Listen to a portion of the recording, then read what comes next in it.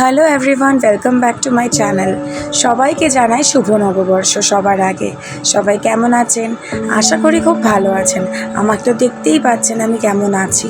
তো অনেক দিন বাদে একটা ভ্লগ শ্যুট করেছি, আর এই ভ্লগটা কিন্তু গেছিলাম জয়রামবাটি কামারপুকুর। এটা আমাদের খুবই একটা চেনা পরিচিত জায়গা, যেখানে আমরা বারবার যে কোনো সমস্যা হলে জীবনের গিয়ে শান্তি পাই। আর এখানে সমস্যা বলে কথাটা নয়, এখানে ছিল একটা দীর্ঘদিন যাবৎ বাড়ি থেকে ব্রেক পাওয়ার বিষয়।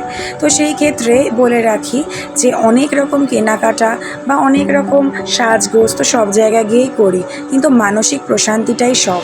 এমন তো কোনো মানে নেই যে বছরের শেষটা সবসময় সুন্দরই হবে, বছরের শেষটা যেরকম প্রত্যাশিত সেরকমই হবে, সেই মানুষদের সাথেই হবে। কখনো জীবনে টানাপোড়েন, একা থাকা, এগুলোকে তো মেনে নিয়েই জীবনে এগিয়ে যেতে হবে। আর তাই নিজেকে সুন্দর করে সাজিয়ে তুলতে হবে সব সময়। যাই হয়ে যাক না কেন, নিজের প্রশান্তি নিজেকে খুঁজে বার করতে হবে। তাই ঠাকুরের মন্দিরে গিয়ে নিজের মনস্কামনার কথা জানানোর থেকে বড় সুখ শান্তি কিছুতেই মেলে না। যখন জগৎ একদিকে থাকে, তখন নিজের প্রিয় জায়গাগুলো থাকে আর একদিকে। সেখানে গিয়েই যেন মানুষ হয়ে পড়ে স্মৃতি মেদুর, আরও সুন্দর হয়ে ওঠে বছরের শেষটা।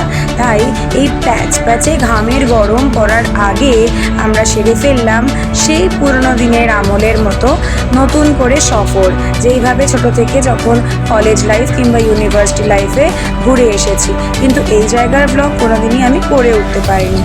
আর শেষে বলি যে এই জয়রামবাটিতে মাতৃ মন্দিরে গিয়ে আমি আমার নিজের মনের মতো প্রচুর সাজার জিনিস শপিং করেছি অনেক দিন বাদে।